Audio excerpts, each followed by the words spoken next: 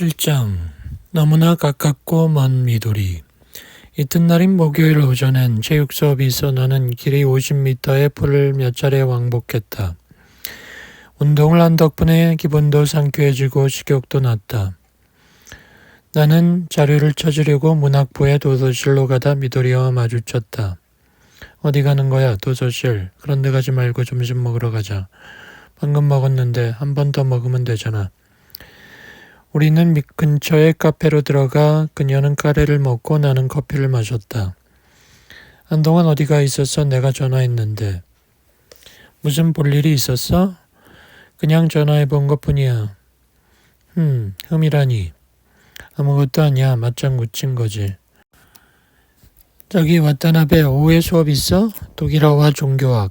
빼먹으면 안 돼? 독일어는 무리야. 시험이 있거든. 몇 시에 끝나는데? 2시. 그거 끝나고 술 마시지 않겠어? 대낮 2시부터? 가끔은 괜찮잖아. 자기 지금 멍한 얼굴을 하고 있는데 나랑 술이라도 마시며 기운 내야지. 좋아, 2시에 문학부 앞마당에서 기다리고 있을게. 우리는 버스를 타고 신주쿠 거리로 나가 서점 뒤쪽 지하에 있는 DUG에 들어가 보드카 토닉을 2잔씩 마셨다. 난 여기 가끔 와. 여긴 낮에 술 마셔도 꺼림칙하지 않아. 대낮부터 술을 마신다고? 가끔씩. 사는 게 괴로워? 때로는. 이를테면 어떤 일, 집안일, 애인에 관한 일. 한 잔 더 마실 거야? 물론.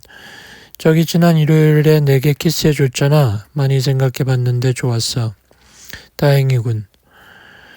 말투가 별나네? 그런가? 그건 그렇고 아무튼 난 그때 생각했어. 이게 난생 처음 해보는 남자와의 키스였다면 얼마나 좋을까. 내가 인생의 순서를 바꿔놓을 수만 있다면 첫 번째 키스로 할 거야.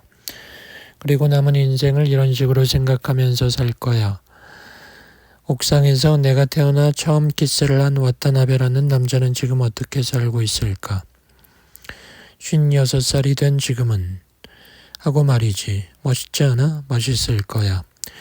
왜 그렇게 멍한 얼굴을 하고 있는 거야? 아마 이 세상에 적응을 못하기 때문일 거야. 이곳이 현실 세계가 아닌 것처럼 느껴져. 미도리는 카운터의 한쪽 팔로 턱을 괴고 나를 보았다. 짐 모리슨 노래에 그런 게 있었어. People are strange when you are a stranger. Peace, peace. 나와 함께 우루과이로 가버리면 좋을 텐데. 애인도 가족도 대학도 버리고. 그것도 나쁘진 않겠군. 모든 걸 팽개치고 아무도 아는이 없는 곳으로 가버리는 건 멋있지 않아? 나는 그러고 싶어져. 그러니까 만일 자기가 나를 갑자기 먼 곳으로 데려다 준다면 난 자기를 위해 튼튼한 아기를 낳아줄 거야. 흥미있어. 괜찮아. 갖고 싶지 않아도. 나 역시 낮술을 마신 김에 터무니없는 생각을 해봤어. 모든 걸 팽개치고 어디로든 가고 싶다고. 어차피 우루과이 같은 데 가봤자 당나귀똥 같은 것밖에 없을 거야. 그럴지도 모르겠군. 어딜 가나 당나귀 똥뿐이야. 여기에 있든 저기에 가든 세상은 똥뿐이야. 하지만 지난 일요일엔 난 정말 편했어. 둘이서 옥상에 올라가 불구경도 하고 술 마시고. 그렇게 편했던 건 오랜만이었어. 왜냐면 모두도 내게 많은 걸 강요하거든. 적어도 자기는 내게 강요하지 않잖아. 뭘 강요할 정도로 난 너를 몰라. 그럼 나에 대해 잘 알게 되면 강요할 거야? 그럴 가능성은 있겠지. 나는 말했다. 현실 세계에서 사람들은 여러 가지를 서로 강요하며 사니까. 일요일에 또 만날래? 좋아. 넓고 푹신푹신한 침대에 눕고 싶어 우선. 미도리는 말했다. 술에 취해서 주위에 당나귀똥 같은 건 없고 옆에는 자기가 누워있는 거야. 그대로 멍하니 있는 거야. 그러다 문득 제정신이 들어 안 돼 와타나베 하고 외치는 거야. 난 널 좋아하지만 내게는 사귀는 사람이 있으니 이런 짓은 할 수 없어. 그러니까 그만해 하고 하지만 자기는 그만두지 않고. 난 그만둬. 알고 있어. 하지만 이건 환상이야. 그러니까 이건 이대로 좋은 거야. 그리고 내게 보여주는 거야. 안 돼. 정말 안 돼. 하고 말하는 거야. 보드카 토닉을 5잔씩 마시고 우리는 가게를 나왔다. 내가 돈을 내려고 하자 자기가 계산했다. 괜찮아, 아르바이트한 돈도 있겠다.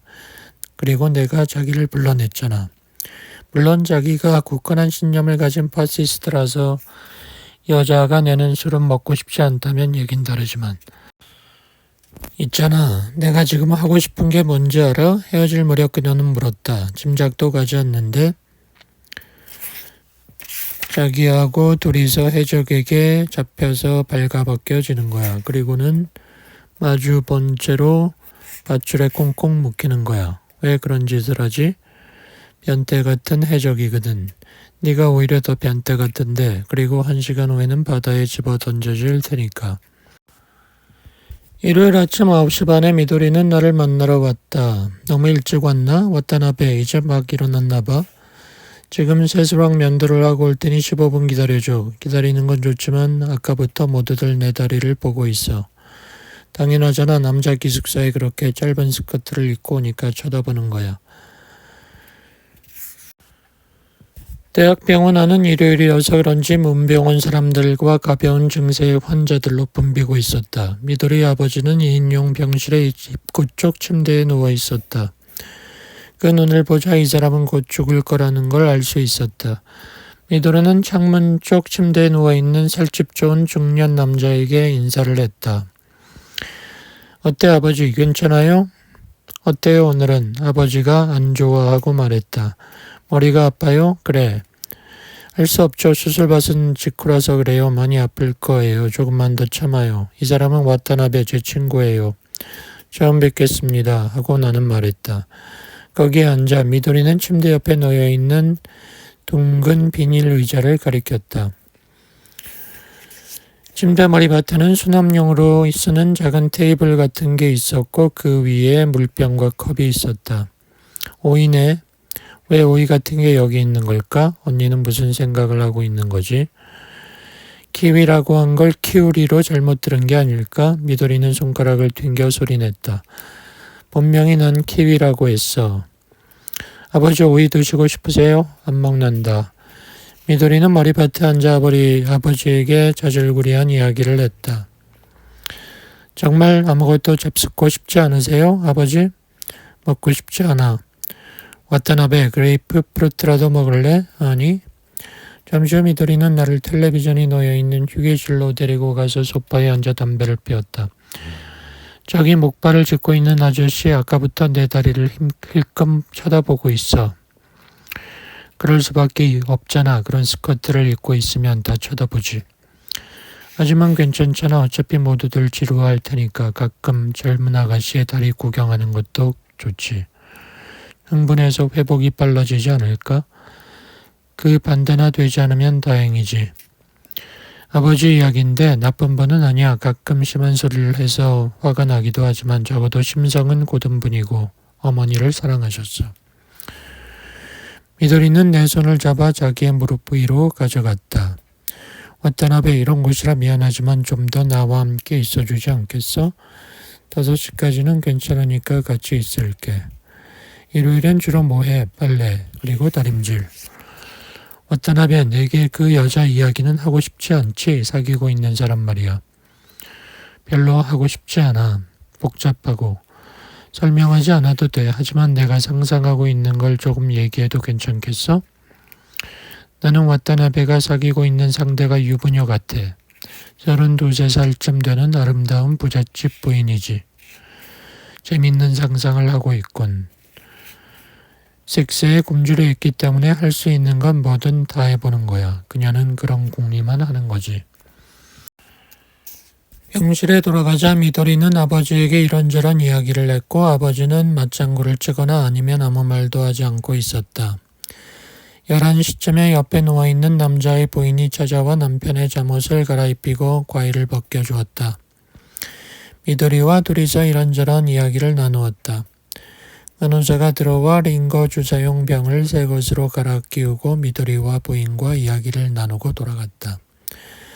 나는 방 안을 멍하니 둘러보거나 창밖을 바라보았다.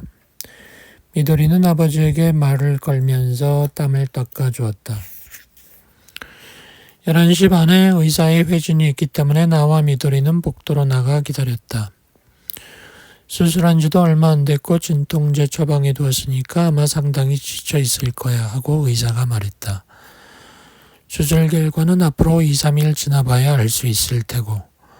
또 수술을 해야 하는 건 아니겠죠? 그건 그때 가봐야 알지. 병실로 돌아와 미도리는 아버지에게 자기는 볼 일이 있어 나갔다 오겠다면서 그동안 이 사람이 돌봐드릴 거라고 했다. 그러나 그녀의 아버지는 거기에 대해 별다른 생각이 없는 듯했다. 미도리가 나가버린 후 나는 그에게 말을 걸어볼까 했지만 잠잡고 있었다. 그러자 그는 눈을 감고 잠들어 버렸다. 그는 죽어가고 있지 않았다. 다만 깊이 잠들어 있을 뿐이다. 그 아가씨는 정말 착한 아가씨예요.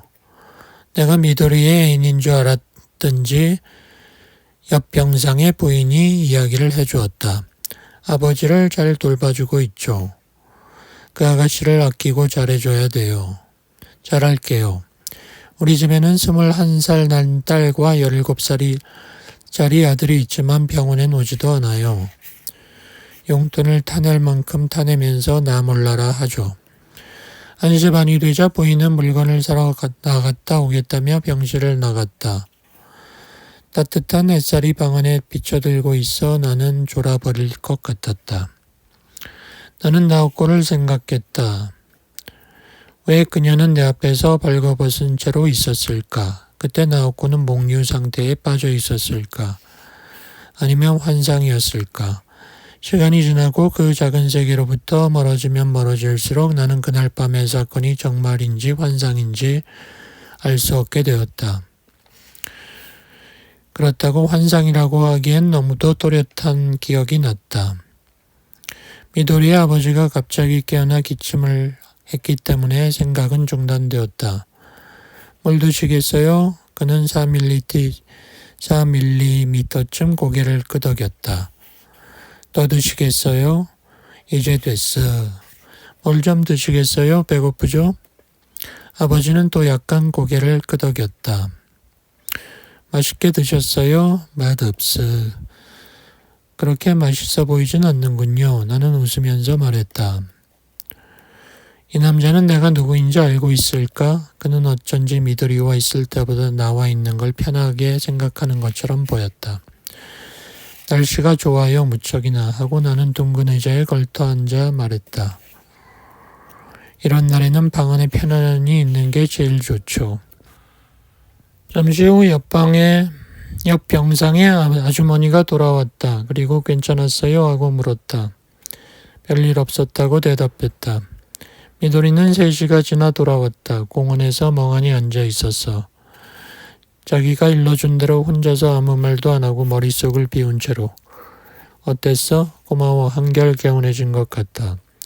아직도 피곤하지만 아까에 비하면 가벼워졌어.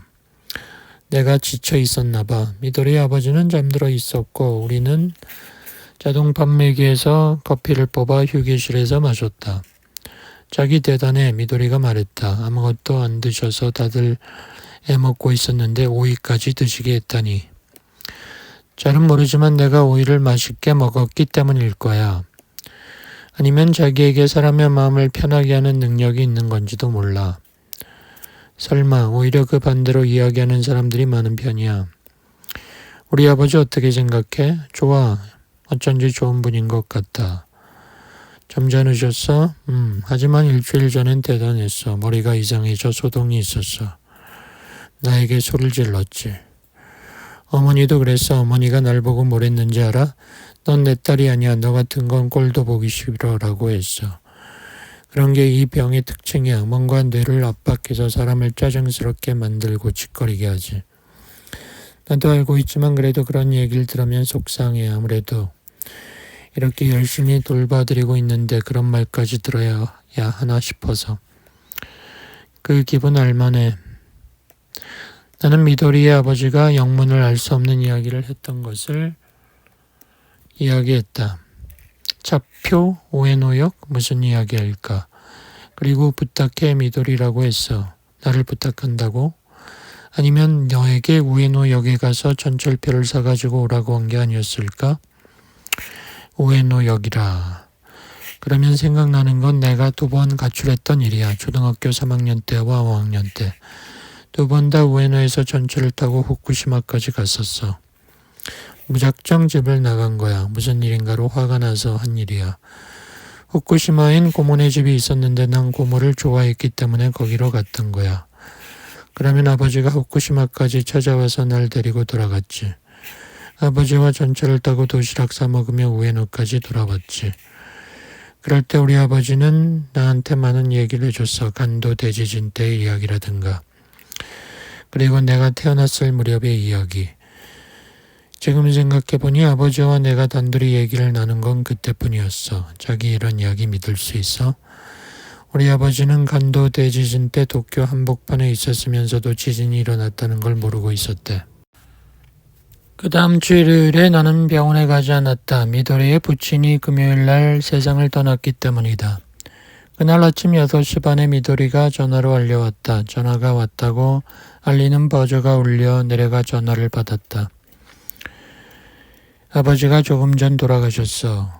내가 도울 게 있을까? 고마워. 하지만 괜찮아. 우린 장례식에 익숙하거든. 그저 자기한테 알리고 싶었어. 장례식에는 오지 마. 나 그런 거 싫어하니까. 일주일간 그녀로부터 아무 연락이 없었다. 강의실에서도 만나지 못하고 전화도 걸려오지 않았다. 일요일 아침 나는 나오코에게 편지를 썼다. 나는 편지에 미도리 아버지에 관한 이야기를 썼다. 같은 강의를 듣는 여학생 부친의 병문안을 갖다가 남은 오이를 먹었다. 그랬더니 그분도 오이를 먹고 싶어 하시기에 드렸더니 씹어 드셨다. 하지만 닷새 후 아침에 세상을 떠나셨다. 사람의 죽음이란 작고 기묘한 추억들을 남기고 가는 모양이다 하고 아침에 눈을 뜨면 침대 속에서 나오코와 레이코 씨의 세상을 생각하게 된다고 나는 썼다. 지독하게 때때로 외로운 기분이 들기도 하지만 나는 그런대로 건강하게 지내고 있다. 나오코가 매일 아침 세상을 청소하고 밭일하는 것처럼 나도 매일 아침 내 자신의 태엽을 감고 있다. 기숙사 현관을 나서서 학교로 도착할 때까지는 대략 36바퀴쯤 태엽을 감는다. 자, 오늘도 열심히 살아보자 하고 생각한다. 너를 만날 수 없다는 게 괴롭긴 하지만 만약 네가 없었다면 나의 도쿄 생활은 더 끔찍한 게 됐을 거라 생각한다. 8장 나가사와와 하스미가 그리는 평행선. 그 주의 중반 나는 유리 끝에 손바닥을 베이고 말았다. 의사는 무표정하게 피투성이가 된 수건을 벗겨내고 손목을 죄어 묶고 지혈을 한 뒤 소독을 하고 꿰맸다. 그리고 내일 다시 오라고 했다. 레코드 가게로 돌아가자 점장이 너 그만 돌아가라 하고 말했다. 나는 기숙사로 왔다. 그리고 나가사와 선배 방으로 갔다. 상처 때문에 신경이 흥분되어 있었기 때문에 누구와 이야기하고 싶었다. 그는 방에 있었고 텔레비전에 스페인어 광자를 들으면서 캔맥주를 마시고 있었다. 이거 금방 끝나니까 좀 기다려. 스페인어 발음 연습을 했다. 방해가 된 거 아닌가요? 아니, 따분하던 참이었어. 맥주 마실래? 아니요. 얼마 전에 시험 발표가 있었어. 합격했지. 외무성 시험이요? 그래, 정식으로는 외무 공무원 최종 1종 시험이라고 하는데 축하해요. 고마워. 외국으로 가나요? 외무성에 들어가면?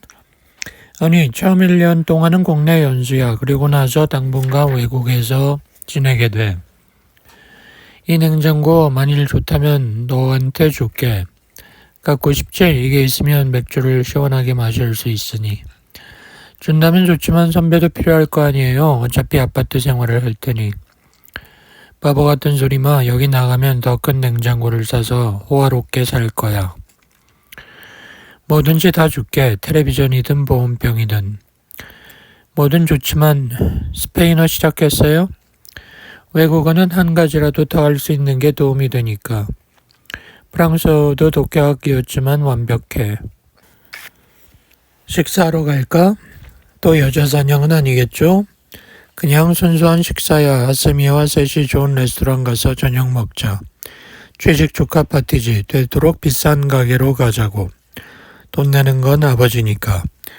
그런 식사라면 하스미 씨와 둘이서 하는 게 좋잖아요. 네가 있는 게 편해. 나도 하스미도. 맙소사, 이건 기죽기와 나오미의 경우와 똑같지 않은가. 식사 후에 난 하스미한테 가서 잘 테니까 식사만큼은 셋이서 함께 하자고. 그렇게 하겠습니다. 하지만 선배님은 어떨 작정입니까? 하스미 씨 말입니다. 연수 끝나고 해외 근무를 하게 되면 몇 년씩 못 돌아오는 거 아닙니까? 그건 하스미 문제지 내 문제가 아니야. 난 누구와도 결혼할 의사가 없고 그 점은 하스미에게도 말해두고 있어. 그러니 하스미는 누구든 결혼하고 싶으면 결혼하면 되는 거야. 난 말리지 않아. 결혼을 하지 않은 채 날 기다리고 싶으면 기다리면 되는 거고. 너무하다고 생각하나? 그렇습니다. 세상이란 원칙적으로 불공평한 거야. 그건 내 탓이 아니야. 처음부터 그렇게 돼 있어. 나는 하스미에게 거짓말을 하지 않아. 그런 쪽에서라면 난 지독한 인간이니까. 그게 싫다면 헤어지자고 말해두었다고. 나가사와는 맥주를 다 마시자 담배를 물고 불을 붙였다. 선배님은 인생에 대해 공포를 느낄 때가 없습니까? 나도 그렇게 바보는 아니라고. 물론 인생에 대해 공포를 느끼지. 당연하잖아. 다만 너는 그런 걸 전제 조건으로 인정할 수는 없어. 자기 힘을 100% 발휘해서 할 수 있는 데까지 하는 거야. 원하는 건 취하고 원치 않는 건 취하지 않아. 그렇게 사는 거지. 맡기면 맡긴 곳에서 다시 생각해. 불공평한 사회란 역으로 생각하면 능력을 발휘할 수 있는 사회지.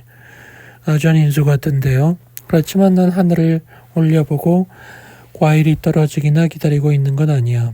나는 노력하고 있어. 그럴 겁니다. 그래서 말이야, 때때로 나는 세상을 둘러보면 한심해져. 왜 사람들은 노력을 안 할까? 불평만 하고. 내 눈으로 보면 세상 사람들 모두 허리가 휘도록이라고 있는 것 같은데요. 그건 노력이 아니라 노동이야. 내가 말하는 노력이란 좀 더 주체적이고 목적적으로 하는 걸 말하는 거야. 난 봄까지 스페인어를 완전히 마스터할 거야. 영어, 독일어, 불어는 이미 되었고. 이탈리아어도 대충 돼가고 있어. 이런 게 노력 없이 되는 줄 알아? 그는 담배를 피웠고 나는 미도리의 부친을 생각했다. 그리고 미도리의 부친은 텔레비전으로 스페인어 공부를 하는 것은 상상도 못했으리라. 외식 이야기인데 이번 토요일이면 어때? 좋습니다. 나가사와가 택한 곳은 아지부의 뒤쪽에 있는 고급스러운 프랑스 요리점이었다. 15분쯤 기다리자 하스미가 왔다. 여긴 분위기가 좋네.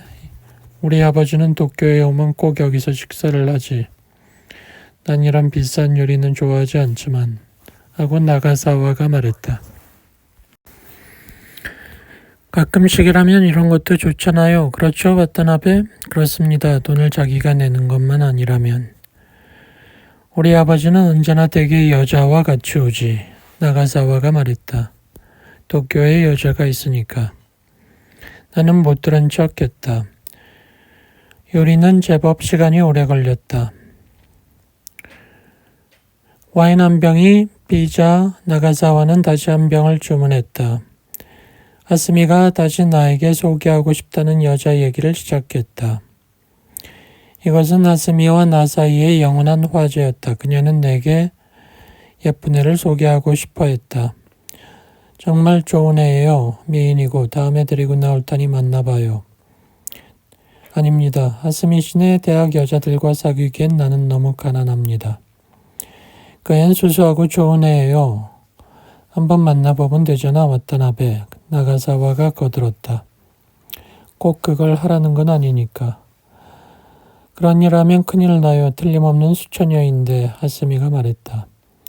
전에 네가 그랬듯이. 그래요, 내가 그랬던 것처럼 하고 하스미는 웃으며 말했다. 그렇지만 와타나베 씨, 가난하다더니 어떻다느니 하는 그런 건 아무 상관없어요. 물론 학급에서도 새침대기가 있지만 나머지 애들은 보통이에요. 와타나베는 좋아하는 여자가 있어. 나가사와가 말했다. 그런데도 그 여자에 대해선 한마디도 말하지 않아. 정말입니다. 하지만 특별히 수수께끼 같은 건 없습니다. 사정이 얽혀 있어 말하기 언짢을 뿐이죠. 험난한 사랑 같은 거 내게 상담해봐요. 나는 그 순간을 얼버무렸다. 저것 봐, 입이 무겁지. 이 사나이는 한번 말 않기로 작정하면 절대 안 해. 유감이네요. 내 후배와 와타나베 씨가 잘 되었다면 우린 오늘 더블 데이트를 할 수도 있었을 텐데. 술에 취하면 바꿔치기도 할 수 있고 말이지. 못하는 소리가 없군요. 못하는 소리가 아니야. 와타나베는 널 좋아하니까. 좋아한다는 것과 그건 다르잖아요. 와타나베는 그런 사람이 아니에요. 자기 걸 소중하게 여기는 사람이죠. 그러니까 내가 여자를 소개해 주려고 한 거예요. 하지만 와타나베는 나와 여자를 바꿔치기 한 적이 있어. 안 그래? 정말 그런 짓을 했나요? 정직하게 말해. 괜찮으니까.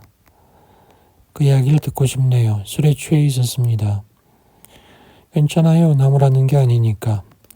시부야의 바에서 선배님과 술을 마시다 둘이 놀러온 여자애들과 친해진 겁니다. 그 여자애들은 화나지 않았나요? 그 애들은 취해 있었고 게다가 어느 쪽이든 상관없었던 겁니다. 그 애들도. 그렇게 한 데는 또 그럴 만한 이유가 있었지. 걔네 둘 말인데 차이가 심하더라고. 하나는 예뻤지만 다른 애는 형편없었지. 그래서 불공평하다고 생각한 거야. 와타나베 씨, 어떤 사정이 있었는지 몰라도 그런 짓은 당신에게 어울리지 않는데 어때요? 그렇습니다. 저 자신도 그렇게 생각합니다. 근데 왜 그만두지 못하죠? 때때로 체온이 그리워지거든요. 그런 따뜻한 살갗의 온기 같은 게 없으면 견딜 수 없이 외로워지는 겁니다. 이런 거지. 와타나베에겐 좋아하는 여자가 있지만 어떤 사정이 있어서 섹스가 불가능하지. 그래서 섹스는 섹스로 잘라서 이해하고 다른 데서 처리를 하는 거야. 그것으로 좋은 거 아니야? 이야기로선 이치에 닿는다고. 그러나 그 여자를 진심으로 좋아한다면 참을 수도 있지 않아요? 그럴지도 모르죠. 너는 남자의 성욕을 이해할 수 없을 거야. 나가사와가 하스미에게 말했다. 예를 들어 난 너하고 3년간 교제하고 있으면서 그 사이에 딴 여자들하고도 자고 있어. 그러나 그 애들을 기억하지 않아. 누구하고도 한 번밖에 자지 않거든. 그게 나쁘다는 건가? 내가 참을 수 없는 건 당신의 그런 오만이에요. 나는 다른 여자와 자고 안 자고의 문제를 얘기하는 게 아니야. 지금껏 당신의 여자 놀이에 대해 정말로 화를 낸 적은 한 번도 없잖아요. 그런 건 여자 놀이라고도 못해. 그냥 게임이야. 누구도 다치지 않으니까. 내게 상처를 줬어. 어째서 나만으로 모자라죠? 나가사와는 말없이 위스키 잔을 흔들었다. 부족해서가 아니야. 그건 다른 차원의 얘기라고. 내 몸속엔 그런 걸 원하는 갈증이 있어. 그것이 너에게 상처를 주었다면 미안해. 결코 너 하나만으로 부족하다든가 그런 게 아니야. 그러나 나는 그런 갈증 속에서 살 수밖에 없는 남자고 그게 나야. 그렇지만 적어도 거기에 와타나베 씨를 끌어들이지 마세요. 나와 와타나베는 닮은 데가 있어.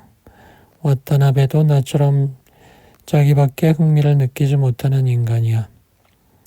자기가 뭘 생각하고 무엇을 느끼고 어떻게 행동할 것인가 하는 것밖에 흥미를 못 가져. 그러니까 자기와 타인을 떼어놓고 생각할 수가 있지. 내가 와타나베를 좋아하는 건 그런 점이야. 다만 이 사나이의 경우는 스스로 확실하게 그걸 인식하지 못하고 있어서 헤매기도 하고 상처받기도 하는 거지. 헤매지도 않고 상처받지도 않는 인간이 어딨나요?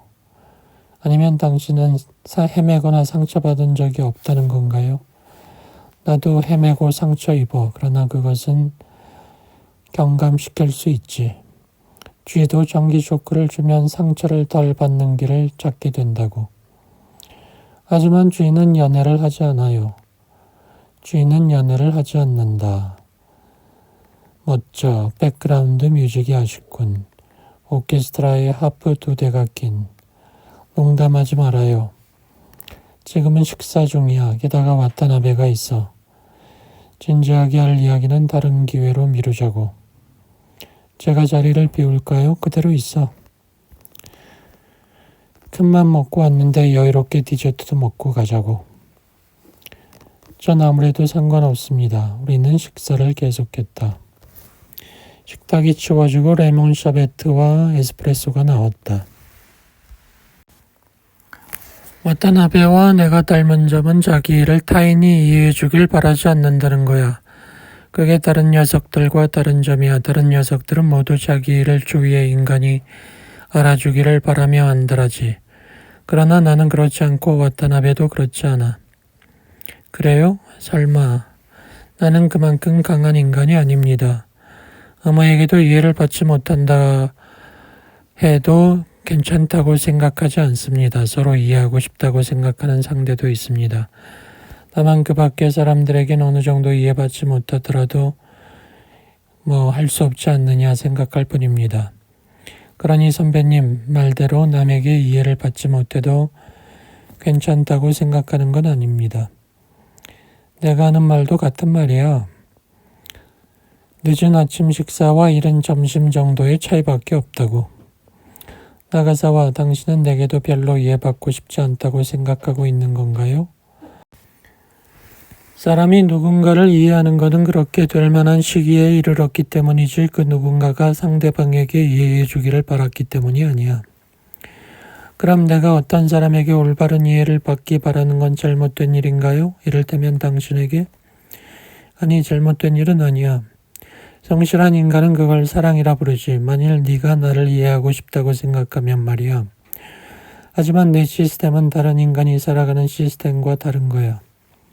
하지만 날 사랑하고 있지는 않은 거죠. 그러니까 너는 내 시스템 따위는 아무래도 좋아요. 하스미가 외쳤다. 나가사와가 테이블 옆에 벨을 누르자 종업원이 계산서를 들고 왔다. 카드를 주었다. 와타나베 오늘은 미안하게 됐어. 난 하스미를 바라다 줄 테니 그 다음은 너 혼자 알아서 하도록 해. 괜찮습니다. 저는 식사도 훌륭했고. 고마워요. 하지만 오늘은 더 이상 당신과 함께 있고 싶지 않아요. 그러니 바래다 주지 않아도 돼요. 식사 고마웠어요. 와타나베 씨에게 바래다 달랄 거예요. 좋도록 해. 하지만 와타나베 역시 나와 같아. 부드러운 사나이지만 마음의 밑바닥으로부터 누군가를 사랑할 수는 없다고. 언제나 어딘가가 깨져 있고 그리고 다만 갈증이 있을 뿐이야. 나는 택시를 세우고 하스미를 태우면서 아무튼 바래다 주고 오겠습니다 하고 나가사와에게 말했다. 미안한데 하고 그는 나에게 인사를 했지만 머릿속에선 전혀 다른 생각을 하고 있는 것 같았다. 어디로 가죠? 에비스로 돌아갈 겁니까? 하고 나는 하스미에게 물었다. 그녀의 아파트가 거기 있었기 때문이다. 그녀는 고개를 흔들었다. 그럼 어디서 한잔하겠습니까? 시부야. 하고 나는 운전기사에게 말했다. 그녀의 미드나이트 블루의 원피스는 마치 택시 한 구석의 어둠에 맞춰 만들어진 것 같았다. 하스미보다 아름다운 여자는 있을 것이다. 나가사와라면 그런 여자를 얼마든지 손에 넣을 수 있을 것이다. 그러나 하스미라는 여성 속에는 뭔가 사람을 흔드는 게 있다. 그녀가 발산하는 힘은 작았지만 그것이 상대 마음의 공감대를 일으킨다. 나는 줄곧 그녀를 응시했다. 그녀가 내 마음속을 일렁이게 하는 이 감정의 흔들림의 정체가 과연 뭘까? 내가 그것이 뭔지 깨닫게 된 것은 12년이나 13년 뒤의 일이다. 나는 어떤 화가를 인터뷰하기 위해 뉴멕시코주의 산타페 거리에 있었는데 해거름의 근처에 피자하우스에 들려 맥주와 피자를 먹으며 석양을 보고 있었다. 압도적인 석양 속에서 나는 하스미를 생각해냈다. 그리고 그때 그녀가 일으킨 내 마음의 소용돌이가 무엇인지를 이해했다. 그것은 채워질 수 없었던 그리고 앞으로도 영원히 채워질 수 없을 소년기의 동경과 같은 것이다. 나는 타오르는 순진무구한 동경을 벌써 까마득한 옛날 어딘가에 놓고 잊어버려 왔기에 그러한 것이 한때 내 속에 존재했다는 것조차도 생각해내지 못한 채 살아온 것이다. 하스미가 뒤흔들어 놓은 것은 내 속에 잠자고 있던 나 자신의 일부였던 것이다. 그것을 깨달았을 때 나는 거의 울어버릴 것 같은 슬픔을 느꼈다. 그녀는 정말 특별한 여자였다. 누군가가 어떻게 해서든 그녀를 구원했어야만 했다. 하지만 나가사와도 나도 그녀를 구원하지 못했다. 하스미는 인생이 어느 단계에 이르자 문득 생각이 난 것처럼 스스로의 생명을 끊었다.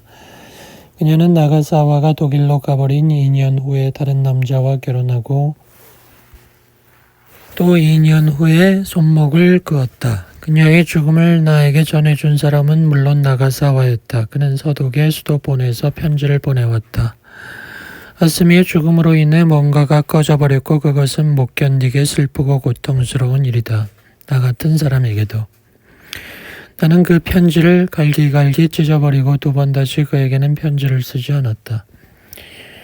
우리는 작은 바에 들어가 몇 잔인가 술을 마셨다. 나도 하스미도 거의 말을 하지 않았다. 밖으로 나오니 공기가 차가웠다. 와타나베 씨, 여기 이 부근에 당구 칠 데 없을까? 당구? 나 잘 쳐요. 와타나베는 어때요? 치긴 합니다만 잘 하진 못해요. 그럼 가요.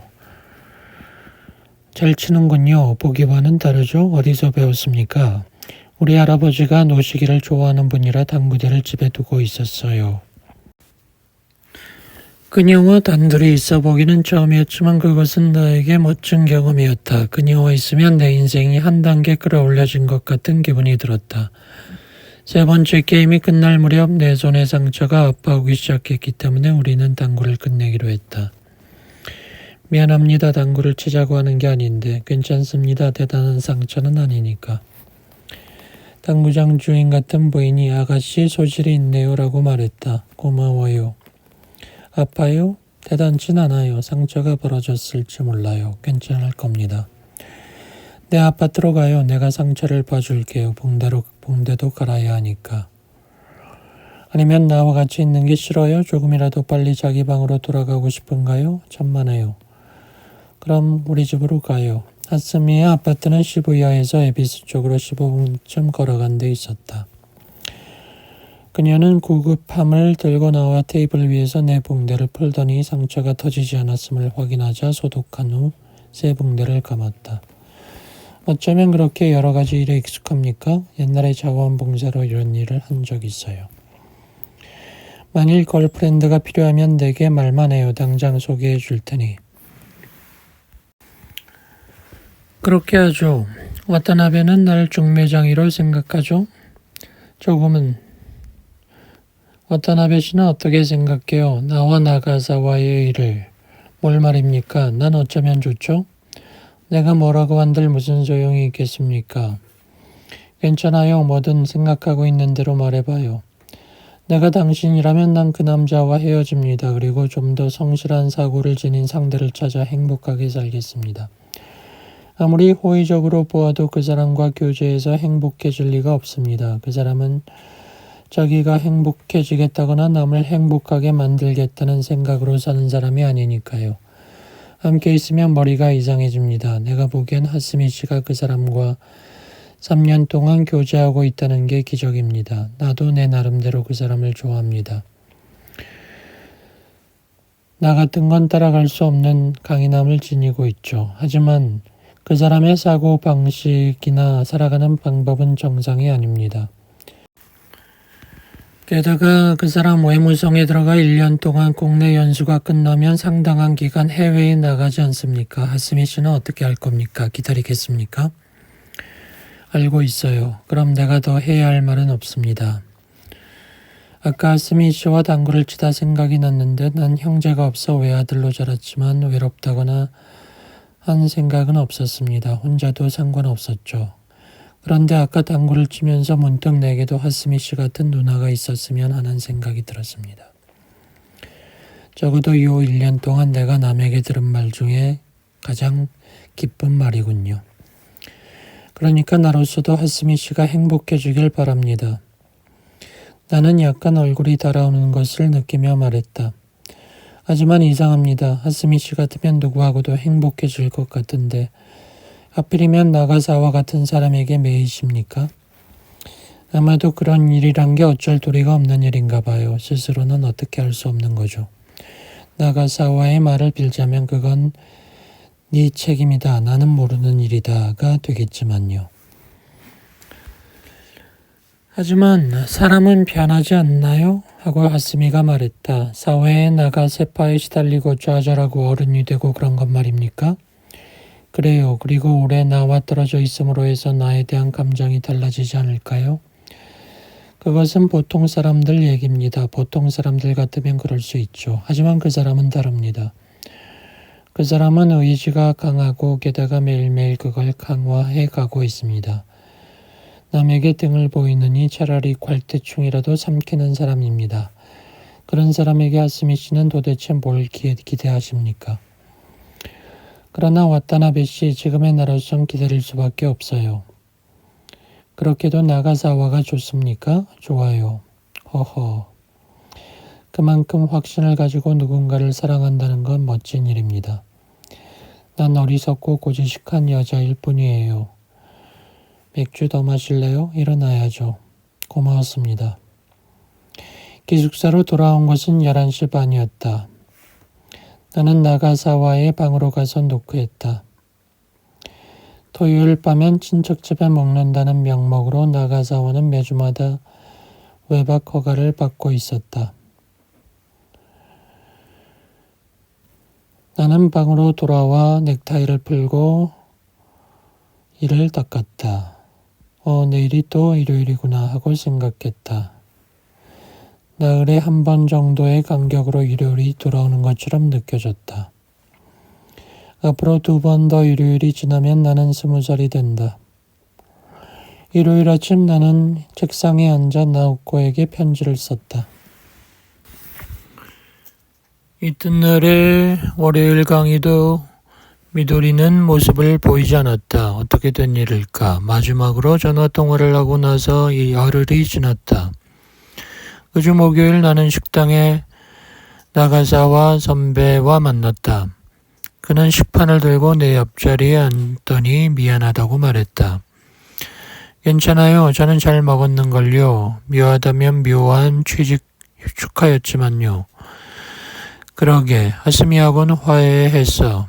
그래야겠죠. 너에게도 심한 이야기를 했던 것 같은데 웬일이에요? 지금 반성하는 건가요? 어디 몸이 안 좋은 거 아니에요? 그런지도 모르지. 그런데 너 하스미에게 나와 헤어지라고 했다면서? 당연하죠. 뭐 그렇긴 해. 하스미 씨는 좋은 사람이에요. 알고 있어. 내게는 과분하지. 전화가 왔다는 걸 알리는 버저 소리가 났을 때 나는 깊은 잠에 빠져 있었다. 그래서 나로서는 무엇이 어떻게 됐는지 알 수 없었다. 시계를 보니 6시 15분이었지만 오전인지 오후인지 몰랐다. 와타나베 지금 한가해? 하고 미도리가 물었다. 오늘이 무슨 요일이지? 금요일. 지금 오후인가? 당연하지. 지금은 오후 6시 18분. 그래, 침대에 누워 책을 읽다가 깊은 잠에 빠져버린 것이다. 금요일. 밤에는 아르바이트가 없다. 한가해. 지금 어딨어? 우에노역. 지금부터 신주쿠로 갈 테니 거기서 만나지 않을래? 우리는 교대로 목욕을 하고 파자마로 갈아입었다. 나는 미도리의 아버지가 몇 번밖에 사용 안 한 파자마를 입었다. 불타나삐인데 무섭지 않아? 무섭지 않아. 나쁜 짓을 한 게 없으니까. 하지만 내가 잠들 때까진 곁에 있으면서 안아줘. 좋아. 나는 미도리의 작은 침대 가장자리에서 몇 번이고 굴러떨어질 뻔하면서도 그녀를 안고 있었다. 미도리는 내 가슴팍에 코를 밀어붙이고 내 허리에 손을 감고 있었다. 저 뭔가 말해줘. 미도리가 내 가슴에 얼굴을 묻은 채 말했다. 무슨 이야기? 뭐라도 좋아요. 기분이 좋아질 만한 거. 사랑스러워 미도리 하고 이름을 불러줘. 사랑스러워 미도리. 얼마만큼 산이 무너져 바다가 메워져 버릴 만큼. 자긴 표현 방법이 독특해. 더 멋진 말을 해줘. 얘가 너무 좋아 미도리. 얼마만큼 좋아. 봄날의 아기곰만큼. 그게 무슨 말이야?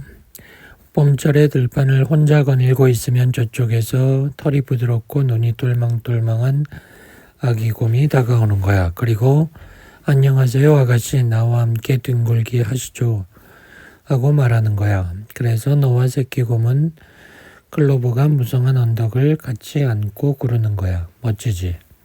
멋져. 그만큼 네가 좋아. 최고. 그만큼 내가 좋으면 내 말을 들어줘. 화 안 내겠지? 그럼 날 언제까지나 소중히 생각해줘. 물론 걱정 마. 모든 게 다 잘 될 테니까. 겁이 나. 미도리의 어깨를 안고 있자니 어느 사이인가 그녀의 어깨가 규칙적으로 오르내리기 시작했고 가지런한 숨소리도 들려왔기에 나는 침대에서 빠져나와 부엌으로 갔다. 나는 잠이 오지 않아 책이라도 읽을까 했지만 주위를 둘러보아도 책이 없었다. 한참 멍하니 맥주를 마시는 동안에 이 집은 책방이었지 하는 생각이 떠올랐다. 아래층으로 내려가 문고본을 살펴보았다. 오랜 재고로 등표지가 변색돼버린 헤르만 헤세의 수레바퀴 밑에서를 골랐다. 책값에 해당되는 돈을 카운터에 놓았다. 나는 맥주를 마시면서 부엌 테이블에 앉아 그 책을 읽었다. 처음으로 이 책을 읽은 건 중학교 들어가던 해였다.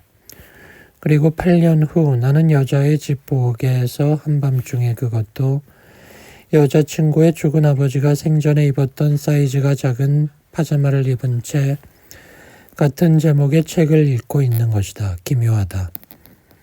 그런 상황에 놓이지 않았다면 내가 수레바퀴 밑에서를 다시 읽는 일이란 없었을 것이다.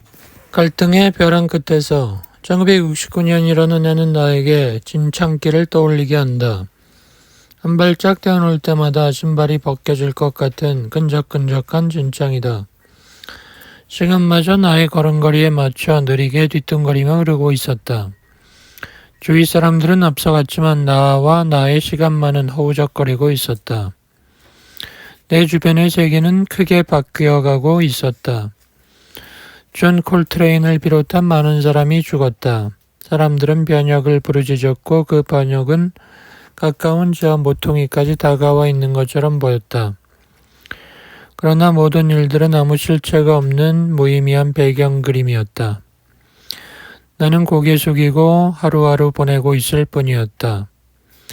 내 눈에 비치는 것은 진창뿐이었다. 나는 20살이 되었고 가을은 겨울로 바뀌었지만 내 생활에 변화다운 변화는 없었다. 감흥 없이 대학에 다니고 일주일에 사흘은 아르바이트를 하고 이따금 위대한 개츠비를 다시 읽었다. 나가사와 선배가 몇 번 걸 헌팅을 가자 했지만 그때마다 나는 거절했다. 모든 게 번거롭게 느껴졌다.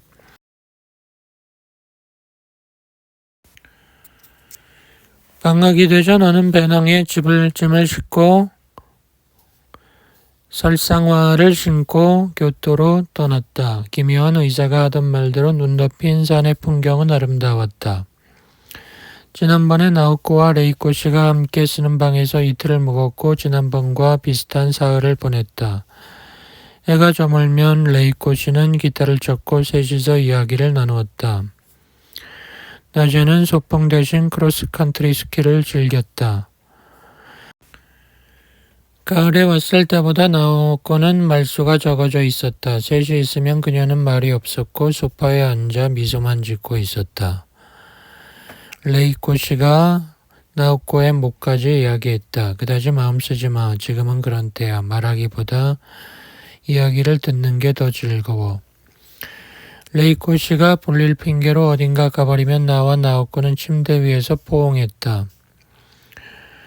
나오코는 지난번처럼 손으로 나를 이끌었다. 다른 누구와도 잔 적 없어? 나오코가 물었다. 자지 않았어. 이번 학년이 끝나면 기숙사를 나와서 어딘가 방을 구해보려고 해. 기숙사 생활도 지겨워지고 아르바이트를 하면 생활비는 메워나갈 수 있으니까. 나오코만 좋다면 우리 함께 살았으면 해. 전에도 말했지만. 고마워. 그렇게 얘기해주다니. 여기도 나쁜 곳은 아니라 생각해. 조용하고 환경도 좋고 레이코시도 좋고. 하지만 오래 있을 곳은 못 돼. 오래 있으면 있을수록 이곳에서 나가기 힘들어질 거야. 나오코는 아무 말 않고 창밖을 보고 있었다. 창밖엔 눈만 보였다. 생각해봐. 어쨌든 나는 3월까지 이사할 테니까 내게 오고 싶으면 와. 나오코는 끄덕였다. 나는 깨지기 쉬운 유리쇠 공품을 들어올릴 때처럼 두 팔로 나오코를 안았다. 1970년이라는 귀에 익지 않은 울림을 가진 애가 찾아왔고 나의 10대는 종지부를 찍었다. 나는 새로운 진창에 발을 내디뎠다. 학년말 시험이 있었고 시험을 통과했다. 기숙사에서는 몇 번 분쟁이 있었다. 운동권에 들어가 활동하던 학생들이 기숙사 내에 쇠파이프를 숨겨놨는데 그것 때문에 체육과 학생들과 기숙사 사감 간에 충돌이 있었다. 기숙사 내에는 암울한 분위기가 있었다. 나에게도 불똥이 튀어 체육과 학생들에게 맞을 뻔했다. 이사는 나가사와 선배가 거들어 주었다. 어디선가 작은 트럭을 빌려와 내 짐을 날라주었다. 텔레비전과 보온병을 주었다. 나에게는 고마웠다. 이틀 후엔 그도 기숙사를 나와 미타에 있는 아파트로 이사가게 되어 있었다. 당분간 만날 기회가 없겠지만 잘 지내 하고 헤어지면서 나가사와 선배가 말했다. 언젠가 말했듯이 먼 훗날 묘한 곳에서 널 만나게 될 것 같아. 기대하고 있을게요. 그런데 선배, 하스미 씨를 소중히 여기고 잘해주세요. 그렇게 좋은 사람은 만나기 힘드니까. 알고 있어. 그래서 진심으로 말하는 건데 내 뒤를 와타나베가 이어받는 게 좋을 것 같다. 너와 하스미라면 잘 될 것 같고. 농담 마세요. 농담이야. 자, 행복하게 지내라. 많은 일이 생기겠지만 잘 해나가리라 믿는다. 충고 하나 해도 될까? 자기 자신을 동정하지 마라. 자기를 동정하는 건 비열한 인간이나 하는 짓이야. 알겠어요. 우리는 헤어졌다. 이사하고 난 사흘 뒤에 나는 나오코에게 편지를 보냈다. 새로운 집에 대해 쓰고 기숙사에서의 갈등을 벗어나 더 이상 하찮은 패거리들의 하찮은 생각에 말리지 않게 되었다고 생각하니 기쁘고 후련하다고 썼다. 2, 3일 동안 나는 기치조지의 거리에서 조금씩 이것저것 사들인 뒤 집에서 식사를 만들어 먹기 시작했다. 나는 시내에 있는 페인트 가게에서 아르바이트 일을 얻어 2주일 동안 조수로 일했다. 페인트 칠을 하면서 문득 미도리를 생각했다. 벌써 3주 가까이 미도리와 연락하지 않았다. 공중전화 부스로 들어가 미도리네 아파트 전화번호를 돌렸다. 언니인 듯한 사람이 전화를 받았다. 잠깐 기다리세요 하고 말했다. 그러나 미도리는 전화를 받지 않았다. 미도리가 몹시 화가 나 있어 당신 같은 사람하고는 이야기를 하고 싶지 않다는데요. 이사할 때 미도리에게 아무 연락도 안 했죠. 행선지도 말하지 않고 떠나버린 채 무소식이었죠. 그래서 화가 나 있는 거예요. 제가 설명을 할 테니 바꿔주실 수 없을까요? 설명을 듣고 싶지 않대요. 그러면 지금 설명할 테니 미도리에게 전해주세요. 싫어요 그런 거. 그런 말은 직접 하세요. 할 수 없이 나는 전화를 끊었다. 그리고 미도리가 화를 내는 것도 무리가 아니라 생각했다. 미도리가 행방을 가르쳐 주지도 않은 채 어디론가 이사를 한다면 나도 어떤 기분이 들까 생각해 보았다. 나는 일터에서 집으로 돌아오자 새 책상에 앉아 미도리에게 편지를 썼다. 변명도 설명도 없이 사과했다.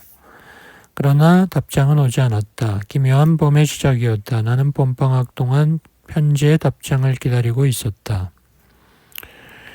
며칠쯤 만나러 와달라는 나오코의 편지가 언제 올지 몰랐기 때문에 고향에 갈 수 없었다. 나는 낮에는 기치조지로 나가서 동시상영 영화를 보거나 책을 읽곤 했다. 책을 읽거나 레코드를 듣는 것에도 실증이 나자 나는 조금씩 정원을 손질했다. 조금 손질했어도 정원은 정리되었다. 11장 나는 지금 어디에 있는가? 나오코가 죽어버린 뒤에도 레이코 씨는 내게 몇 번이나 편지를 보내. 그것은 내 탓도 아니고 누구 탓도 아니며 비가 내리는 것처럼 어느 누구도 막지 못할 일이었다고 말했다. 그러나 그 편지를 받고 나는 답장을 쓰지 않았다. 뭐라고 해야 좋은가? 아무 상관없는 일이다.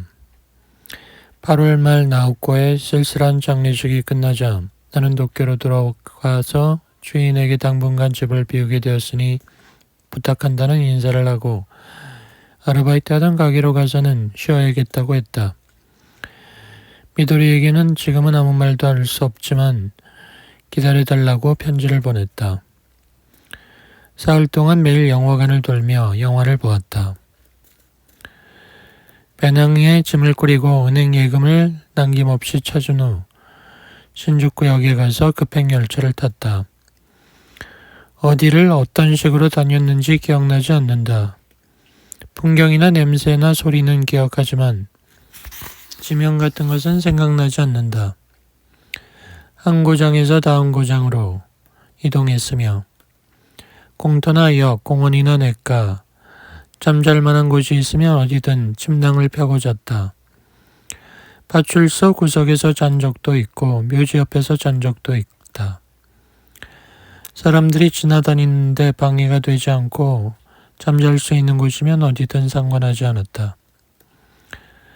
친절한 고장에서는 사람들이 음식을 주기도 했고 불친절한 고장에서는 사람들이 경찰을 불렀다.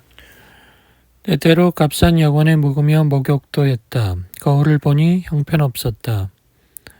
피로에 지친 눈은 퀭했고 뺨에는 상처가 나 있었다. 이제 막 깜깜한 동굴 속에서 기어나온 사람처럼 보였다. 내가 걷고 있었던 곳은 산인 지방의 바닷가였다. 도토리 아니면 효고의 해안이거나 부근이었다. 모래밭 어딘가에 잠잘 수 있는 장소가 있을 것이다. 파도에 밀려온 나무를 주워 불을 피우고 생선 가게에서 사온 생선을 구워 먹을 수도 있었다. 위스키를 마시고 파도 소리에 귀 기울이며 나우코를 생각했다. 그녀가 이 세상에 존재하지 않는다는 것은 기묘한 일이다. 나는 잠을 잘 수 없는 밤이면 나우코의 여러 가지 모습을 떠올렸다. 내 속에는 나우코의 추억이 가득 채워져 있었다. 나는 그녀가 비 내리는 아침에 노란 비옷을 입고 세상을 청소하는 것을 떠올렸다. 생일 케이크와 그날 밤 내 셔츠를 적시며 나우코가 흘린 눈물의 감촉을 떠올렸다. 겨울에 그녀는 캐멀 오버코트를 입고 내 곁을 걷고 있었다. 해맑은 눈으로 내 눈을 보고 있었다. 그런 식으로 그녀의 이미지는 끊임없이 나에게 밀려와서 내 몸을 기묘한 장소로 밀어냈다. 그곳에서 나는 죽은 사람과 함께 살았다. 나우코가 살아있어서 나와 이야기를 주고받을 수 있었다. 죽음이 삶을 결말짓는 요인이 아니었다. 죽음이란 삶을 구성하는 많은 요인 중에 하나일 뿐이었다. 그녀는 내게 이렇게 말했다. 와타나베 괜찮아. 그건 그저 죽음일 뿐이야. 그런 장소에서 슬픔이란 것을 느끼지 않았다. 죽음은 죽음이고 나우코는 나우코였다. 여느 때와 같은 사소한 몸짓이 내 마음을 치유해 주었다. 이것이 죽음이라면 죽음도 나쁜 게 아니구나. 그래, 죽음이란 거 별거 아니야 하고 나우코는 말했다. 기즈키가 죽었을 때 나는 그 죽음에서 한 가지를 배웠다. 그것을 체념으로서 받아들였다. 그것은 이런 것이었다. 죽음은 삶의 반대편 끝에 있는 게 아니고 우리의 삶 속에 내재해 있는 것이다. 그건 진리였다. 우리는 살아가는 동시에 죽음을 키워나가고 있는 것이다. 그러나 그것은 우리가 배워야 할 진리의 일부에 지나지 않았다. 나우코의 죽음이 내게 가르쳐준 것은 이런 것이었다. 그 어떤 진리도 사랑하는 사람을 잃은 슬픔을 치유할 수 없다는 것이다. 어떤 진리도, 어떤 강인함도, 어떤 부드러움도 그 슬픔을 치유할 수 없는 것이다. 우리는 그 슬픔을 실컷 슬퍼한 끝에 그것으로부터 무언가를 배우는 길밖에 없다. 그렇게 배운 무언가도 다음에 닥쳐오는 예기치 않은 슬픔에 대해서는 도움이 되지 못한다. 나는 혼자 그 밤에 파도 소리를 듣고 바람 소리에 귀를 기울이면서 골똘히 그런 생각을 하고 있었다. 위스키를 몇 병씩 비우고 빵을 씹고 물통에 물을 마시고 배낭을 메고 서쪽으로 초가을 해안을 걸어갔다. 해변에 있자니 어부가 초밥 도시락 2개를 가지고 와서 먹으라고 했다. 밑에 있는 건 김밥과 유부초밥이니 내일 먹게 하고 말했다. 그는 술을 자기 전에 따르고 내전에도 따랐다.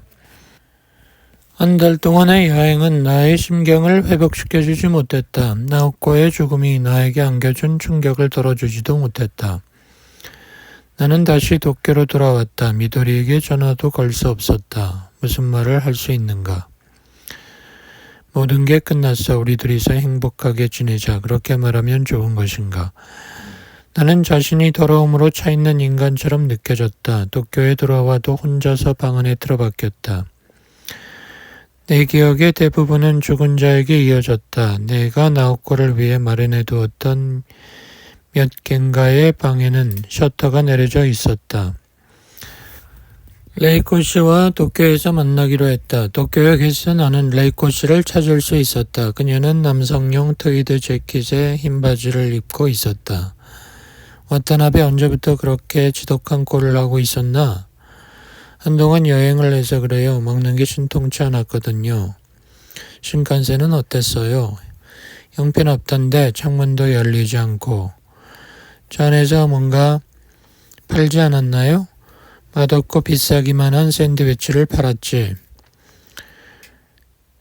그런 건 굶어 죽게 된 말이라도 먹다 남길걸? 나는 고텐바에서 도미 백반을 사먹는 게 좋았거든.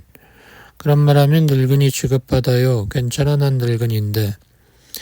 8년이 지나고 보니 경치도 달라졌나 보죠? 내가 어떤 기분인지 모르지? 너무 무서워서 미칠 것 같아. 어떻게 해야 될지 모르겠어. 나 혼자 이런 곳에 내팽겨져 줬으니 말이야. 하지만 미칠 것 같다라는 게 멋진 표현이지 않나? 레이코 씨는 이제 걱정할 거 없어요. 혼자 힘으로 거길 나왔으니까요. 나는 이제 아키히카와루가 한번 놀러와 죽일 수 있겠어? 가지요. 하지만 지금 바로 갈 겁니까? 도쿄에 좀 있을 거죠? 2, 3일 동안은 있어. 가능하면 좀 느긋하게 지내고 싶어. 와타나베 신세를 져도 될까? 상관없어요. 난 침낭에 들어가 벽장 속에서 자면 되니까. 기치 조지에서 전철을 내려 버스를 타고 내 방까지 가는 동안 우리는 얘기를 하지 않았다. 초가을 꼭 1년 전에 도쿄로 나오코를 찾아갔을 때와 똑같이 햇살이 눈부셨다. 구름은 희고 가늘었다. 다시 가을이 왔구나 하고 생각했다. 이런 곳에 오면 마음이 가라앉아. 아무것도 없는 데니까요. 아주 좋은 곳이잖아. 이거 다 와타나베가 만들었어? 선반이랑 책상? 네, 다 돌격대 덕분이죠. 그가 나를 깔끔한 성격으로 만들어 주었죠. 집주인도 좋아해요. 집을 깨끗이 쓴다고. 아, 집주인한테 인사하고 올게. 집주인은 정원 안쪽에 살고 있지? 인사를 왜 합니까? 당연하잖아. 당신 방에 이상한 중년 여자가 굴러 들어와 기타를 치거나 하면 집주인도 이상하게 생각하지 않겠어? 선물로 과자까지 준비해 왔어. 머리 회전이 빠르시군요. 나이 덕이야. 도쿄에서 와타나베 이모라고 해둘 테니 잊지 말고 말을 잘 맞춰야 돼. 이럴 땐 나이 차이가 있어서 편리하군. 그녀는 여행 가방에서 과자 상자를 꺼내 들고 나갔다. 레이코 씨는 20분쯤 지나서 돌아왔다. 여행 가방에서 샌베이 통을 꺼내더니 선물이라고 했다. 대체 20분씩이나 무슨 얘기를 했어요? 와타나베 이야기지. 깔끔하고 성실한 학생이라 하던데. 기타 연습을 하고 있나? 이 집 창고에 굴러다니는 걸 치고 있을 뿐이에요. 그럼 나중에 무료로 레슨을 해줄게. 병원에서의 검사 결과 나우코의 증상은 회복 중에 있었지만 지금 근본적으로 집중 치료를 하는 게 나중 위해서도 좋을 거라는 결론이 나왔어. 그래서 나우코는 좀 더 장기적인 치료를 목적으로 오사카 병원에 옮겨가기로 되어 있었어. 분명 8월 10일 전후에 붙였다고 생각되는데 그 편지 받았어요. 8월 24일에 나우코 어머니로부터 전화가 왔어. 나우코가 한번 그리로 가보고 싶다는데 괜찮겠느냐 묻는 거였어. 나우코가 자기 짐도 정리하고 싶어하고 하룻밤쯤 같이 잘 수 없겠는가. 난 좋다고 했지. 나도 나우코가 보고 싶었고 이야기도 나누고 싶었으니까. 그래서 이튿날인 25일에 어머니와 둘이서 택시를 타고 왔어. 우리 셋이 함께 짐을 정리했지. 이런저런 얘기하면서. 저녁 무렵 되니까 나우코가 어머니에게 이제 가셔도 돼요. 하고 말했지. 나우코가 건강해 보여 어머니나 나나 그때는 걱정하지 않았어. 사실 그때까지 나는 무척 걱정하고 있었거든. 그녀가 의기소침해서 입을 다물고 우울해 있지 않을까 하고 그런 병원의 검사라든가 치료라든 게 사람의 에너지를 소모시키거든. 그런데 만난 첫눈에 이거라면 됐어 하고 생각했어. 얼굴도 생각했던 것보다 건강했고 미장원에 갔었다면서 새 헤어스타일을 자랑하기도 했어. 이 정도라면 어머니 없이 우리 둘이라도 걱정 없겠다고 생각했지. 레이코 언니, 병원에서 이 기회에 말끔히 치료를 받을 거예요 하고 말하길래 나도 그게 좋을지 모른다고 생각했어. 그리고 우리는 둘이서 밖을 산책하면서 여러 이야기를 했어. 이제부터 어떻게 하겠다는 여러 가지 이야기들을. 나우코는 이런 말도 했어. 둘이서 여길 나갈 수 있게 되고 그래서 함께 살 수 있게 되면 좋겠다고. 그래서 내가 말했지. 난 좋지만 와타나베는 어떻게 할 거냐고. 그랬더니 그 사람과의 일은 확실하게 해둘 테니까 하더라고. 그리고 나와 어디에서 살자느니 뭘 하자느니 그런 얘기를 했어. 그 애는 처음부터 확실히 결정하고 있었던 거야. 그러니까 그렇게 생글생글 웃으면서 건강하게 보였던 거야. 그리고 방 안에 여러 가지를 정리하고 필요 없는 건 드럼통에 넣어 태워버렸어. 와타나베의 편지도. 그래서 나는 이상해서 그걸 왜 태우냐고 물었지. 와타나베의 편지는 그때까지 줄곧 소중하게 보관하면서 자주 다시 읽곤 했으니까. 그랬더니 지금까지의 것은 전부 처분하고 지금부터 새롭게 태어난다고 하는 거야. 그리고 나서 우리는 언제나처럼 저녁을 먹고 목욕을 하고 아껴두었던 포도주를 마시고 난 기타를 쳤어. 비틀즈를. 노르웨이 숲이라든가 미셸 등 나우코가 좋아하는 곡들을. 그리고 우린 전등을 끄고 적당히 옷을 벗은 후 침대에 누웠지. 창문을 열어놓고 있었는데 바람 한 점 없었어. 방 안에까지 진한 여름 풀 냄새가 가득했지. 근데 나우코가 와타나베 이야기를 하기 시작했어. 와타나베와의 섹스 이야기, 그것도 상세하게. 왜 지금 그런 얘기를 하느냐고 당황해서 물었지. 그때까지 그런 얘기 한 적이 없었거든. 물론 우린 어떤 종류의 요법 같은 것으로 섹스 이야기를 한 적은 있었지만 그때도 그 친구는 자세하게 하진 않았어. 부끄럽다고. 그런데 갑자기 술술 털어놓으니 놀란 거지. 그저 어쩐지 하고 싶어졌어요 하고 나우코가 말했어. 듣고 싶지 않으면 안 하겠지만 좋아, 하고 싶은 이야기가 있으면 해봐 하고 나는 말했어. 그의 것이 들어왔을 때 나는 정신을 못 차렸어요 하고 그 애는 말했지. 처음이기도 했고 젖어 있으니까 들어오긴 들어왔는데 어쨌든 너무 아팠어요. 그린 깊숙이 들어왔고 그 정도면 끝인가 했는데 내 다리를 들게 하고 더 들어왔어요. 그러자 내 온몸이 식어오는 거예요. 꼭 얼음물 속에 들어앉은 것처럼. 손발이 시려오고 한기가 났어요. 이게 어떻게 되는 건가. 죽는 게 아닌가 하는 생각이 들었지만 그것으로 좋다고 생각했죠. 그런데 그가 내가 아파하는 것을 눈치채고 깊이 넣은 채로 더는 움직이지 않고 키스해 줬어요. 그러니까 차차 온기가 돌아오고 다시 서서히 움직이는데 그런데 레이코 언니 그게 좋았어요. 이대로 이 사람한테 안겨 일생 동안 이걸 하고 싶다고 생각할 만큼 그렇게 좋았다면 와타나베와 같이 살고 매일 그걸 하면 좋잖아. 하지만 그건 불가능해요 하고 나오코는 말했어. 그건 한 번 왔다가 가버린 거라는 걸. 두 번 다시 돌아오지 않아요. 이렇게 하다가 일생에 단 한 번 일어난 일이에요. 그 뒤에도 전에도 난 아무것도 느끼질 못했어요. 나는 자세히 설명해 줬어. 그런 것은 젊은 여성에겐 일어나기 쉬운 일이고 나이가 들면 고쳐진다고. 게다가 한 번 잘 됐으니 걱정할 거 없다고. 그게 아니에요 하고 나오코가 말했어. 난 아무 걱정 안 해요. 다만 이제 누구도 내 속으로 들어오길 원치 않을 뿐이에요. 나는 맥주를 피워버렸고 레이코 여자는 두 개 빛의 담배를 다 피워버렸다. 그리고 나서부터 나오코는 울기 시작했어. 나는 그녀 침대 머리에 걸터 앉아 머리를 어루만져주면서 걱정 마 모든 게 잘 될 거야 하고 말했지.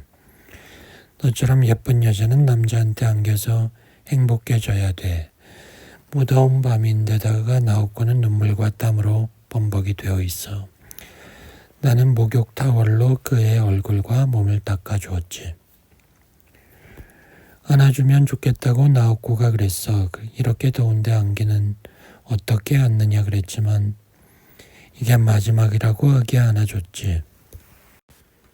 그녀의 잠든 얼굴이 사랑스러웠어. 뭔가 태어나서 지금까지 상처를 모르고 지내온 10서너 되는 소녀 같은 얼굴을 하고 있었지. 그걸 보고 나도 잠들었어. 6시에 눈을 떠보니까 그녀는 자리에 없었어. 잠옷이 던져져 있고 두고 자던 회중전등이 없어진 채로. 난 그때 그렇게 생각했어. 서둘러야 한다고. 회중전등을 갖고 나갔다는 건 아직 어두울 때 나갔단 얘기니까. 그래서 혹시나 하고 책상 위 같은 데 보니까 메모지가 있었어.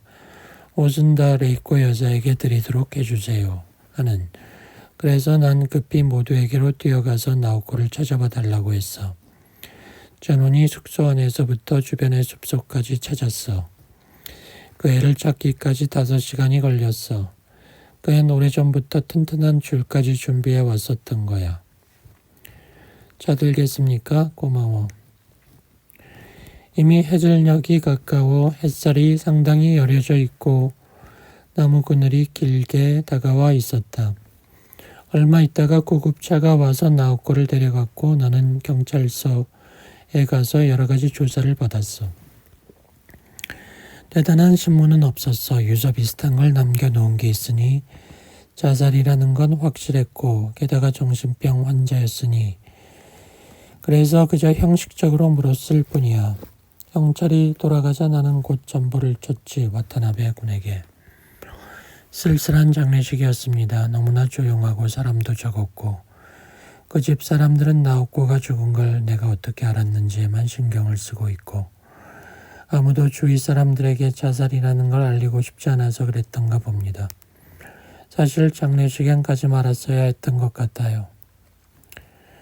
그 때문에 나는 형편없는 기분이 되어 여행을 떠나버렸습니다. 와타나베 우리 산책할까? 좋습니다. 먹고 싶은 게 있습니까? 전골. 전골을 먹어본 지가 아득하거든. 그건 좋지만 내겐 끓일 만한 냄비가 없습니다. 내게 맡겨. 주인에게 빌려올 테니까. 준비가 끝나자 레이코 여사는 기타 케이스에서 자기의 기타를 꺼내 바흐의 포가를 연주했다. 세밀한 곳을 일부러 느리게 치기도 하고 빨리 넘어가기도 하고 아무렇게나 치는가 하면 센티멘탈하게 연주하면서 온갖 리듬에 사랑스러운 듯 귀를 기울이고 있었다. 기타를 치고 있을 때 레이코 여사는 마음에 드는 드레스를 바라보는 소녀처럼 보였다. 이야기를 해도 될까요? 좋아요. 좋아. 그저 배가 고프다는 생각을 하고 있었을 뿐이니까. 당신은 남편이나 딸을 만나러는 안 갈 건가요? 안 갈 거야. 전에 말했지. 그 사람들 이제 나와는 관계를 안 갖는 게 좋아. 그 사람들은 그 사람들대로의 생활이 있는 거지. 나는 이미 끝난 인간이야. 와타나베 눈앞에 있는 건 나 자신의 잔존 기억에 지나지 않아. 내 속에 있었던 소중한 것들은 이미 다 죽어버렸고 난 그저 그 기억에 따라 행동할 뿐이야. 하지만 난 지금의 레이코 여사가 좋습니다. 잔존 기억이든 뭐든. 레이코 여사가 나오코의 옷을 입어주고 있다니 기쁩니다. 와타나베는 그 나이에 비해 여자의 마음을 즐겁게 하는 방법을 알고 있군. 정직하게 말했을 뿐이죠. 이거 정말 꿈은 아니겠지? 100% 현실인 전골 요리입니다. 만족합니까? 무척. 나 이렇게 과식해 보긴 처음이야. 이제 뭐하죠? 담배 한 대 피우고 목욕탕에 가고 싶어요. 좋습니다. 목욕탕이 가까운 데 있으니까요. 근데 와타나베, 그 미도리라는 여자와는 잤나요? 안 잤습니다. 여러 가지 것이 확실히 정리될 때까지는 안 하겠다고 결심했습니다. 이제 이것으로 확연해진 게 아닐까? 나는 고개를 흔들었다.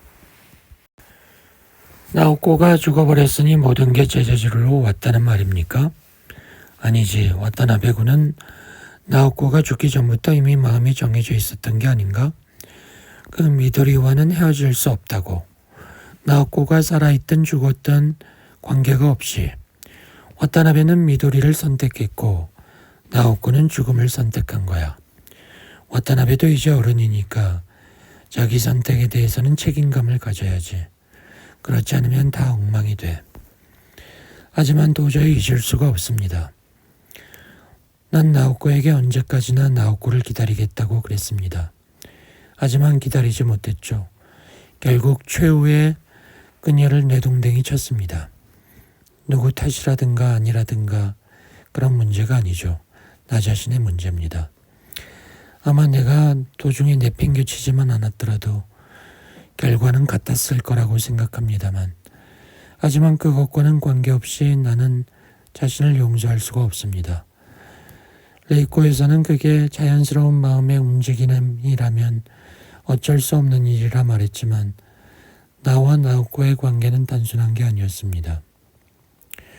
와타나베군이 만일 나오코의 죽음에 대해 뭔가 아픔을 느낀다면 와타나베는 그 아픔을 앞으로 인생을 꾸려나가는 동안 간직하면 돼. 그래서 배울 게 있다면 거기서 배워. 하지만 그것과 별개로 미도리와 둘이서 행복해져야 돼. 와타나베의 아픔은 미도리와는 별개니까. 이 이상 그녀를 상처 입히거나 하면 안 되는 거야. 그러니 강해져. 좀 더 성장해서 어른이 돼야 돼. 나는 그 말을 하려고 그곳을 나와 여기까지 온 거야. 당신 말은 뭔지 잘 압니다. 그렇지만 나로서는 준비가 안 되어 있습니다. 정말 너무나 쓸쓸한 장례식이었습니다. 사람은 그렇게 죽는 게 아닙니다.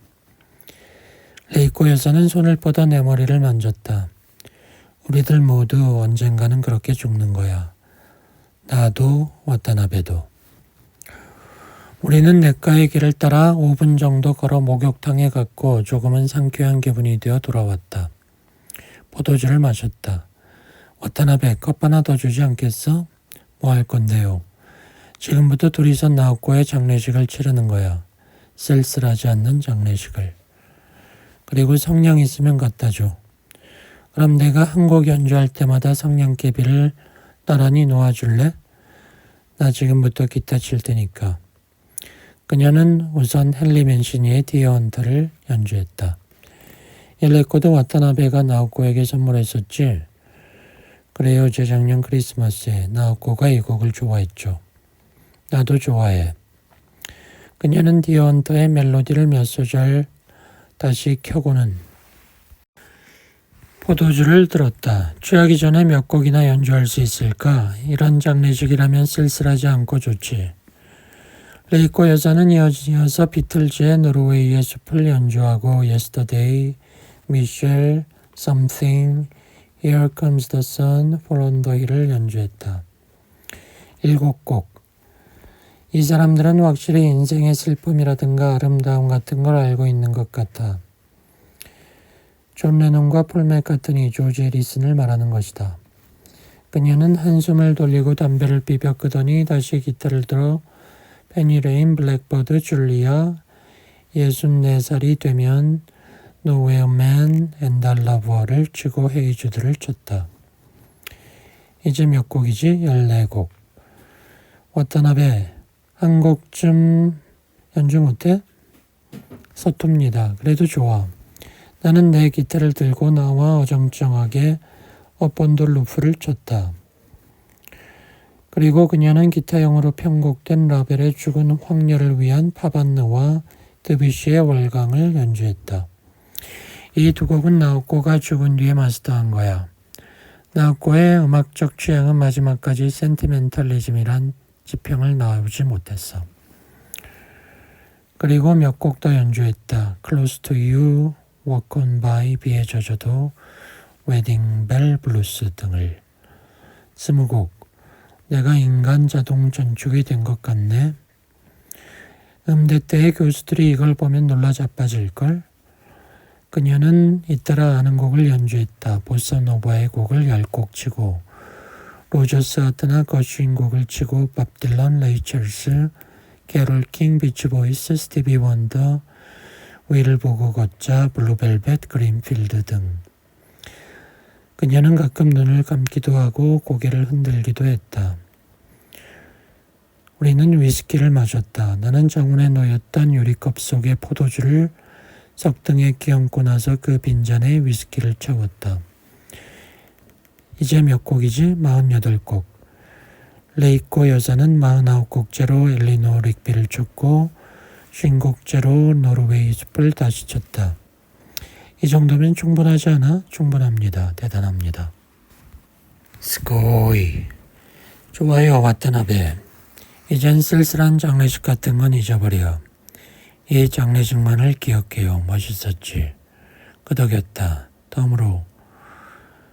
그녀는 말했다. 그리고 51곡째로 예의 바의의 푸가를 연주했다. 와타나베, 나와 그거 해. 이상한데요? 나도 같은 생각을 하고 있었습니다. 커튼을 들이운 어두운 방 안에서 레이코 여사와 나는 서로를 안고 서로의 육체를 갈구했다. 나 결국 이상한 인생을 살아왔지만 19세 연하의 남자에게 팬티를 벗겨올 줄은 생각도 못 해봤어. 그럼 스스로 벗겠습니까? 아니, 벗겨줘. 그렇지만 나 주성이니까 실망하지 말아요. 나는 레이코 여자의 주름살이 좋은걸요. 눈물이 나는데. 와타나베, 거기가 아니야. 거긴 그냥 주름이라고. 이럴 때도 농담밖에 못해요? 미안해. 두려워. 나 이미 오래전부터 안 했으니까. 나도 정말로 17살의 여자아이를 범하고 있는 것 같은 기분입니다. 저 알지? 임신 안 하게. 이 나이에 임신한다면 창피하잖아. 안심하세요. 미안합니다. 참을 수가 없었어요. 그런 생각은 왜 해? 언제나 그런 생각을 하면서 여자와 자? 그래요. 나와 할 때는 그런 생각 안 해도 돼. 좋았어? 굉장히. 참을 것까진 없어. 그대로가 좋아. 레이코 여사, 왜? 당신은 누군가와 다시 사랑을 해야 합니다. 이렇게 멋진데 아깝지 않아요? 그런가? 그럼 생각해 보겠어. 나는 잠시 뒤 다시 그녀 속으로 들어갔다. 그녀는 내 아래에서 몸을 뒤틀었다. 우리는 끌어안고 있었다. 이러고 있으니 너무 좋아. 그녀가 말했다. 움직이는 것도 나쁘지 않아요. 그럼 그걸 해봐요. 나는 그녀의 허리를 치켜들고 들어가 몸을 돌리듯 해서 감촉을 즐겼다. 우리는 그날 밤 4번의 정사를 가졌다. 비행기로 가는 게 빠르고 편하다고 권했지만 그녀는 기차로 가겠다고 했다. 나는 새깐 연락선이 좋아. 하늘을 난다는 건 끔찍한 일이라고. 그녀는 기타 케이스를, 나는 여행 가방을 들고 기차가 올 때까지 플랫폼 벤치에 앉아 있었다. 정말 아사히가와라는 곳 나쁘지 않다고 생각해? 좋은 곳입니다. 한번 찾아가겠습니다. 편지 쓰겠습니다. 특히 와타나베의 편지 좋아해요. 나하고는 다 태웠지만 그렇게 좋은 편지였는데 편지는 그저 종이일 뿐입니다. 태워버려도 마음에 남는 건 남고 가지고 있어도 남지 않는 건 남지 않아요. 솔직히 나 두려워. 혼자서 아사히가와에 가는 게 두려워. 그러니 편지해줘. 내 편지로 위로가 된다면 얼마든지 쓰겠습니다. 하지만 레이코 여자라면 잘 해낼 겁니다. 그런데 내 몸속에 아직도 뭔가 잠겨있는 것 같은 느낌이야. 착각일까? 잔종 기억입니다. 날 잊지 말아줘. 잊지 않을 겁니다. 언제까지나. 와타나베와 만나는 일이 다시 없을지 모르지만 난 어딜 가든 언제까지라도 나오코와 와타나베를 기억할 거야. 그녀는 울고 있었다. 나는 나도 모르게 그녀에게 키스했다. 주변 사람들이 우리를 훔쳐보았지만 나는 신경 쓰지 않았다. 우리는 살아있었고 계속 살아가는 일만을 생각하지 않으면 안 되었던 것이다. 나는 미도리에게 전화를 걸었다. 어떻게든 너와 이야기를 하고 싶다. 이야기할 게 많다. 온 세상에서 너 외에 원하는 것은 없다. 모든 걸 너와 둘이서 처음부터 다시 시작하고 싶다고 말했다. 미도리는 말이 없었다. 전 세계의 가랑비가 온 지구의 잔디밭에 내리고 있는 것 같은 침묵만이 계속되었다. 나는 그동안 줄곧 유리창에 이마를 붙이고 눈을 감고 있었다. 그러자 미도리가 입을 열었다. 당신 지금 어디 있어요? 나는 지금 어디 있는가? 나는 소화기를 뜬 채 얼굴을 들고 공중전화 주변을 둘러보았다. 나는 지금 어디에 있는 것인가? 그러나 그곳이 어딘지 나로서 알 수 없었다. 짐작도 할 수 없었다. 대체 여기가 어딘가? 내 눈에 비치는 것은 어디랄 것도 없이 걸어가는 무수한 사람들의 모습뿐이었다. 나는 아무데도 아닌 공간의 한가운데서 미도리를 계속 부르고 있었다.